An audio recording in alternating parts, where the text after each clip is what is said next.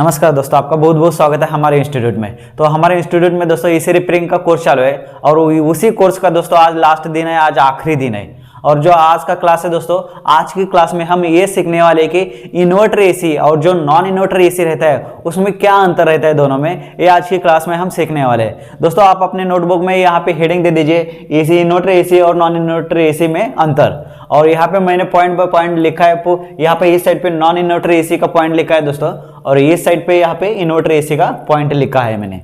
दोस्तों अगर आप fridge, AC, washing machine, RO filter, इन जैसी इलेक्ट्रॉनिक चीज़ों की अगर आप रिपेयरिंग सीख रहे हो या रिपेयरिंग सीखना चाहते हो तो आप हमारे चैनल को जरूर सब्सक्राइब करिए, क्योंकि आप घर बैठे बैठे भी रिपेयरिंग से रिलेटेड वीडियो, हर रोज एक नया वीडियो आपको घर बैठे बैठे भी मिल सकता है। तो चलो दोस्तों आज का जो क्लास है उसको स्टार्ट कर देते हैं। दोस्तों यहाँ पे आप देख सकते हैं दोस्तों, ये जो नॉन इन्वर्टर एसी है इसमें यहाँ पे पूरे पॉइंट मैंने यहाँ पे लिखा है, और जो इन्वर्टर एसी इसके सारे पॉइंट मैंने इस साइड पे लिखे हैं। तो यहाँ पे आप देख सकते हैं दोस्तों, पहला क्या है दोस्तों, नॉन इन्वर्टर एसी में ये जो करंट ज़्यादा खपत होती है, मतलब अगर आप नॉन इन्वर्टर एसी घर में लगाओगे तो उसमें ज़्यादा करंट खपत होती है। और जो इन्वर्टर एसी है, इस इन्वर्टर एसी में जो करंट है वो करंट कम खपत करती है। मतलब दोस्तों अगर नॉन इन्वर्टर एसी को हर महीने आपको 1000 रुपये जो बिल आता है बिजली का बिल, तो जो इन्वर्टर एसी में है उसमें आधा ही हो जाएगा।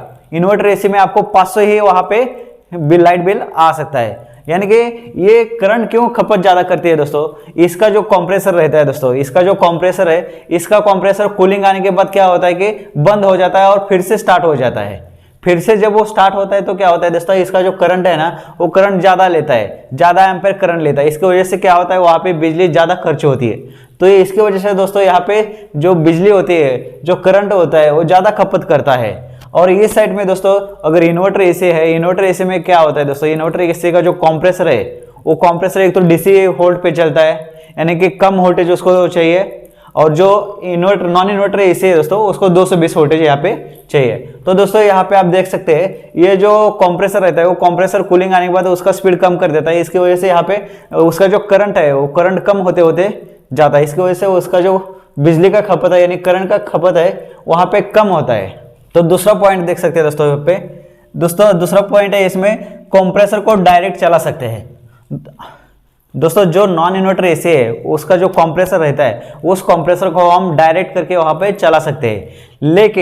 लेकिन ये जो इन्वर्टर एसी का जो कंप्रेसर रहता है इसमें कंप्रेसर को डायरेक्ट नहीं चला सकते। अभी आप देख सकते हैं दोस्तों यहाँ पे नॉन इन्वर्टर का जो एसी है, अगर बाई चांस वहाँ पे पीसीबी खराब हो गया नॉन इन्वर्टर एसी का, तो हमें कंप्रेसर को ही सिर्फ चेक करना है कि ये कंप्रेसर चालू है या बंद है। तो हम क्या कर सकते हैं दोस्तों, वहाँ पे एक रनिंग कैपेसिटर लगा के हम उस एसी को, वो जो आउटडोर का जो कंप्रेसर है उस कंप्रेसर को हम डायरेक्ट चला सकते हैं। उसको डायरेक्ट चला के हम चेक कर सकते हैं कि ये जो कंप्रेसर है ये कंप्रेसर अच्छा है या खराब है, इसको हम चेक कर सकते हैं। लेकिन जो इन्वर्टर एसी का कंप्रेसर है दोस्तों उसको हम डायरेक्ट चला नहीं सकते। उसको चलाने के लिए वो जो पीसीबी की ही जरूरत पड़ती है, पीसीबी के बिना वो नहीं चलता। इसका मतलब दोस्तों हम ये जो कंप्रेसर है इस कंप्रेसर को डायरेक्ट चला के चेक नहीं कर सकते। अगर हमें चेक करना है तो उसको पीसीबी की जरूरत पड़ती है, पीसीबी लगा के ही उसको हमें चेक करना पड़ता है कि कंप्रेसर अच्छा है या खराब है। तो इसको हम डायरेक्ट नहीं चला सकते, ना डायरेक्ट चला के हम इसको चेक नहीं कर सकते। तीसरा पॉइंट है दोस्तों नॉन इन्वर्टर एसी में, नॉन इन्वर्टर एसी में सिर्फ इंडोर में ही पीसीबी होता है, और इन्वर्टर एसी में इंडोर और आउटडोर दोनों में पीसीबी होती है।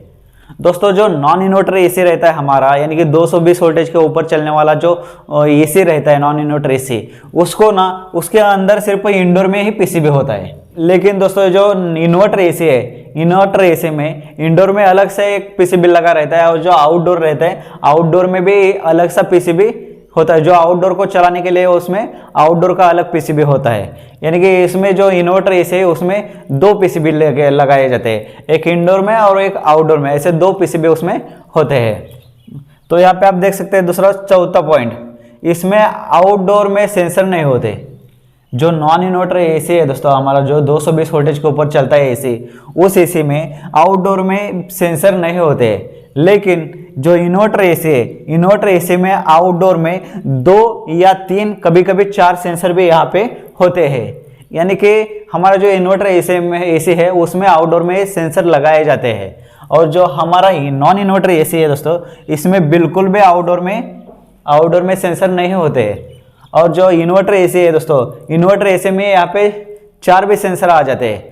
इसके आउटडोर में दोस्तों यहाँ पे एम्बिएंट सेंसर रहता है, और दूसरा रहता है कंडेंसर आउटलेट सेंसर रहता है, और तीसरा जो रहता है, तीसरा डिस्चार्ज लाइन पे कंप्रेसर के डिस्चार्ज लाइन पे तीसरा सेंसर लगाया जाता है। चौथा सेंसर रहता है दोस्तों, जो कंप्रेसर का सक्शन लाइन रहता है दोस्तों, उस सक्शन लाइन के ऊपर भी यहाँ पे एक सेंसर लगाया जाता है। और ये सभी सेंसर दोस्तों कंप्रेसर की सेफ्टी के लिए सभी यहाँ पे सेंसर लगाया जाता है। अगर आउटडोर में अलग से कोई प्रॉब्लम आ जाता है तो क्या होता है दोस्तों, वो कंप्रेसर को सेव करने के लिए दोस्तों वो आउटडोर क्या करता है, वो सेंसर पीसीबी को कमांड देता है कि यहाँ पे ऐसा ऐसा प्रॉब्लम हो गया है। तो पीसीबी क्या करता है दोस्तों, पीसीबी वो पूरे आउटडोर को ही बंद कर देता है, यानी कि वो पूरे एसी को ही बंद कर देता है। और वहां पे जो एरर कोड रहता है, वो सेंसर का जो एरर कोड होता है वो डिस्प्ले के ऊपर शो होता है, यानी कि हमें समझ में आ सकता है कि उस एरर कोड को देखने के बाद समझ सकते हैं कि हम कहाँ पे प्रॉब्लम है।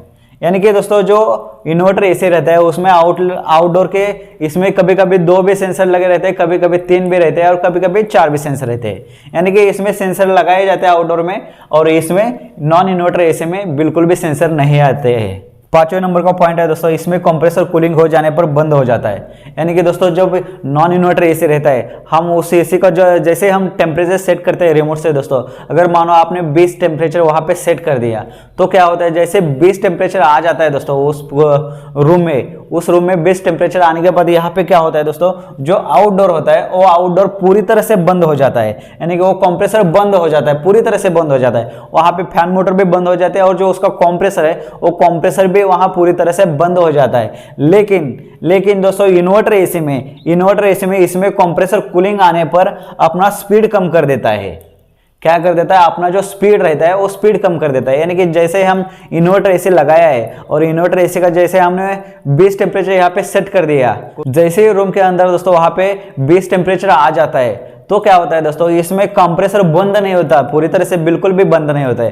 तो कंप्रेसर क्या होता है दोस्तों, वो कंप्रेसर स्पीड, अपना जो स्पीड है चलने का उसका जो स्पीड है वो स्पीड कम कर देता है, लेकिन वो पूरी तरह से बंद नहीं होता है। यानी कि स्पीड कम होने की वजह से क्या होता है दोस्तों, वो जो उसका जो एम्पेयर है वो एम्पेयर भी उसका कम होते हुए कम हो जाता है। और जैसे ही उसका जो कूलिंग कम हो जाता है, फिर से वो अपना क्या करता है, अपना स्पीड धीरे करके स्टेप बाय स्टेप वहां पे अपना जो स्पीड है वो स्पीड बढ़ाता है। 6 नंबर का पॉइंट है दोस्तों, इस कंप्रेसर में CSR की पिनें निकली होती है।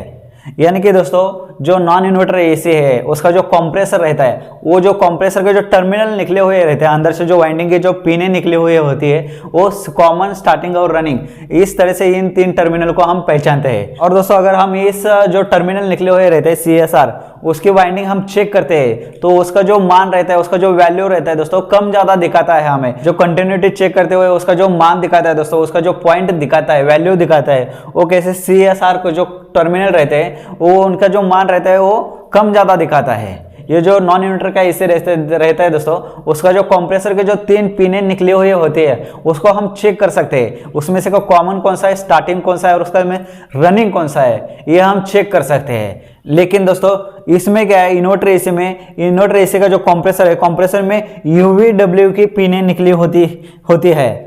और जो UVW के पिनें निकली हुई होती है दोस्तों, अगर उसकी कंटिन्यूटी हम चेक करेंगे दोस्तों, उसका जो मान है, उसका जो वैल्यू है दोस्तों, एक जैसे ही दिखाएगा। मतलब अगर UVW के टर्मिनल को जैसे हम कंटिन्यूटी के ऊपर सेट करके चेक करते हैं दोस्तों, उसका जो मान है वो मान हमेशा तीनों पिनों का सेम ही दिखाता है। यानी कि उसमें हम पता नहीं कर सकते कि इसमें से का U कौन सा है, V कौन सा है, W कौन सा है, क्योंकि तीनों पिने एक जैसे ही मान दिखाते हैं। यानी से उसका मान 5 आ गया दोस्तों, तो हर जगह पे उसका मान है, जो वैल्यू है दोस्तों 5 ही दिखाएगा।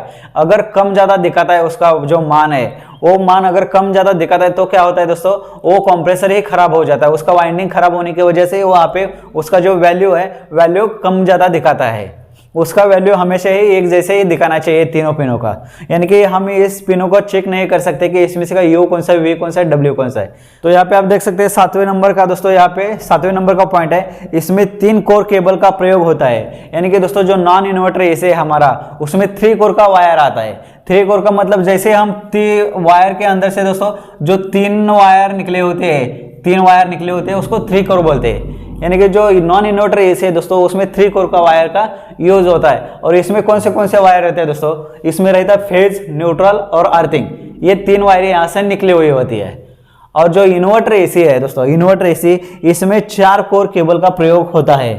4 कोर केबल का मतलब प्रयोग दोस्तों, यहाँ पे क्या होता है दोस्तों, जैसे वायर रहते हैं दोस्तों उस वायर्स के अंदर से यहाँ पे 4 वायरें निकली हुई होती है।